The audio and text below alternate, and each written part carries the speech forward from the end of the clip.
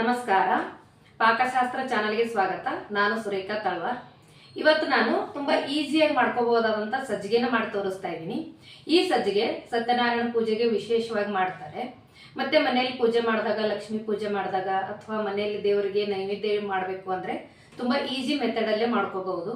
ನಾನು ಯಾಕಂದ್ರೆ correct measurement ಅಲ್ಲಿ ನಾನು ಮಾಡಿ ತೋರಿಸ್ತೀನಿ. ಯಾರು ಬೇಕಿದ್ರು ಈ ಸಜ್ಜಿಗೆನ ಈಸಿಯಾಗಿ ಗಂಟಿಲ್ದೇ ಇರೋ ತರ ನೀಟಾಗಿ ಮಾಡ್ಕೋಬಹುದು.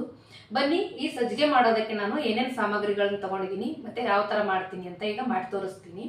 ದೇವರ ಪ್ರಸಾದ ಸಜ್ಜಿಗೆ ಯಾವ ತರ ಮಾಡೋದು ಅಂತ ನೋಡ್ಕೊಳ್ಳೋಣ. ಒಂದು ಬಟ್ಲು ನಾನು ಬಾಂಬೆ ರವೆ ತಗೊಂಡಿದ್ದೀನಿ. ಅದ್ರ ಸೇಮ್ ಅಳತೆಯಲ್ಲಿ ಸಕ್ಕರೆ ತಗೊಂಡಿದ್ದೀನಿ. ರವೆ ಎಷ್ಟಿದೆಯೋ ಅದ್ರ 2ರಷ್ಟು ಹಾಲನ್ನ ತಗೊಂಡಿದ್ದೀನಿ. ಅರ್ಧ ಬಟ್ಲಷ್ಟು ತುಪ್ಪ, ಒಂದು ಬಟ್ಲು ನೀರು ತಗೊಂಡಿದ್ದೀನಿ. ಸ್ವಲ್ಪ ಗೋಡಂಬಿ ದ್ರಾಕ್ಷಿ ತಗೊಂಡಿದ್ದೀನಿ ಡೆಕೋರೇಷನ್ಗೆ. ಸ್ವಲ್ಪ ಏಲಕ್ಕಿ ತಗೊಂಡಿದ್ದೀನಿ ಫ್ಲೇವರ್ಗೋಸ್ಕರ. ಈಗ ಯಾವ ಥರ ಮಾಡೋದು ಅಂತ ನೋಡ್ಕೊಳ್ಳೋಣ. ಪ್ಯಾನ್ಗೆ ನಾನು 1 ಟೇಬಲ್ ಸ್ಪೂನ್ ಅಷ್ಟು ತುಪ್ಪನ ಹಾಕಿ ಮೊದಲಿಗೆ ನಾನು ದ್ರಾಕ್ಷಿ ಗೋಡಂಬಿನ ಹುರ್ಕೋತಾ ಇದ್ದೀನಿ. ಮೊದಲಿಗೆ ಗೋಡಂಬಿ ಹಾಕ್ಕೊಂಡು ಸ್ವಲ್ಪ ಹುರಿದಾದ್ಮೇಲೆ ಆಮೇಲೆ ದ್ರಾಕ್ಷಿನ ಮಿಕ್ಸ್ ಮಾಡ್ಕೋಬೇಕು. ನೋಡಿ, ಸದ್ದು ದ್ರಾಕ್ಷಿ ಹಾಕ್ತಾ ಇದ್ದೀನಿ, ಒಣ ದ್ರಾಕ್ಷಿ. ಅದನ್ನು ಹಾಕಿ ಕೂಡ ಇದ್ರ ಜೊತೆಗೆ ಹುರ್ಕೋಬೇಕು. ಒಂದು 30 ಸೆಕೆಂಡ್ ಹುರ್ಕೊಂಡ್ರೆ ಸಾಕು. ಇದು ಚೆನ್ನಾಗಿ ಹುರಿದಿರುತ್ತೆ. ಎರಡನ್ನು ಒಂದು ಬೌಲಲ್ಲಿ ತೆಗೆದುಬಿಟ್ಟು ಅದೇ ಪ್ಯಾನಲ್ಲಿ ನಾನು ರವೆನ ಹುರಿತಾ ಇದ್ದೀನಿ. ರವೆಗೆ ಹುರ್ಕೋಬೇಕಾದ್ರೂ ಕೂಡ ಸ್ವಲ್ಪ ತುಪ್ಪ ಹಾಕಿಬಿಟ್ಟು ರವೆನ ಹುರ್ಕೋತಾ ಇದ್ದೀನಿ. ಇದು ಕಡಿಮೆ ಉರಿಯಲ್ಲಿಟ್ಕೊಂಡು ಒಂದು 2ರಿಂದ 3 ನಿಮಿಷ ಚೆನ್ನಾಗಿ ರವೆನ ಫ್ರೈ ಮಾಡ್ಕೋಬೇಕು. ರವೆ ಜೋರು ಉರಿಯಲ್ಲಿ ಹುರ್ಕೋಬಾರ್ದು. ಕಡಿಮೆ ಉರಿಯಲ್ಲಿಟ್ಟು ಹುರಿದ್ರೆ ರವೆ ಚೆನ್ನಾಗಿ ಹುರಿಯುತ್ತೆ ಮತ್ತು ಇದಕ್ಕೆ ಚೆನ್ನಾಗಿ ಟೇಸ್ಟ್ ಕೂಡ ಚೆನ್ನಾಗಿ ಬರುತ್ತೆ. ಈಗ ರವೆ ಹುರಿದಾಯಿತು.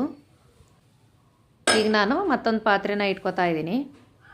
ಇದಕ್ಕೆ ನಾನು 1 ಬಟ್ಲು ರವೆಗೆ 3 ಬಟ್ಲು ಹಾಲು ಅಥವಾ 2 ಬಟ್ಲು ಹಾಲು 1 ಬಟ್ಲು ನೀರನ್ನ ಹಾಕೋಬಹುದು.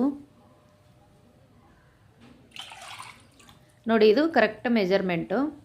ತೀರಾ ಗಟ್ಟಿನೂ ಆಗಲ್ಲ, ತೀರಾ ಬೆಂದೇ ಇರೋ ಥರ ಆ ಥರನೂ ಆಗಲ್ಲ. ಚೆನ್ನಾಗಿ ಕರೆಕ್ಟಾಗಿ ಆಗುತ್ತೆ. ಈಗ ನೋಡಿ, ರವೆನ ಹಾಕ್ತಾ ಹಾಕ್ತಾ ಈ ಥರ ತಿರುಗಿಸ್ಕೋಬೇಕು, ಗಂಟಾಗಲ್ಲ. ನೋಡಿ, ಈ ಥರ ಚೆನ್ನಾಗಿ ಮಿಕ್ಸ್ ಮಾಡಿ ಮೇಲೆ ಮುಚ್ಚಳ ಮುಚ್ಚಿ ಕಡಿಮೆ ಉರಿಯಲ್ಲಿಟ್ಟು 1 ನಿಮಿಷ ಇದನ್ನು ಕುದಿಸ್ಕೋಬೇಕು. 1 ನಿಮಿಷ ಆಯ್ತು. ಈಗ ನೋಡಿ, ಚೆನ್ನಾಗೆಲ್ಲ ಬೆಂದಿದೆ. ಈ ಥರ ಗಟ್ಟಿ ಆಗುತ್ತೆ ಬೆಂದ ಮೇಲೆ. ನೋಡಿ, ಈ ಥರ ಪೂರ್ತಿಯಾಗಿ ರವೆ ಬೆಂದ ಮೇಲೇ ನಾವು ಇದಕ್ಕೆ ಸಕ್ಕರೆನ ಹಾಕೋಬೇಕು.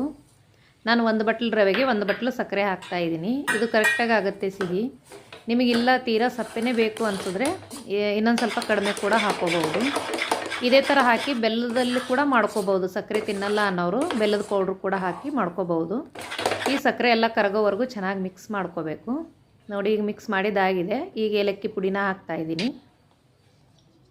ಹುರಿದಿಟ್ಟಿರೋ ಗೋಡಂಬಿ ದ್ರಾಕ್ಷಿನ ಹಾಕ್ತಾಯಿದ್ದೀನಿ. ಇನ್ನೊಂದು ಸ್ವಲ್ಪ ನಾನು ತುಪ್ಪನ ಹಾಕ್ತಾಯಿದ್ದೀನಿ.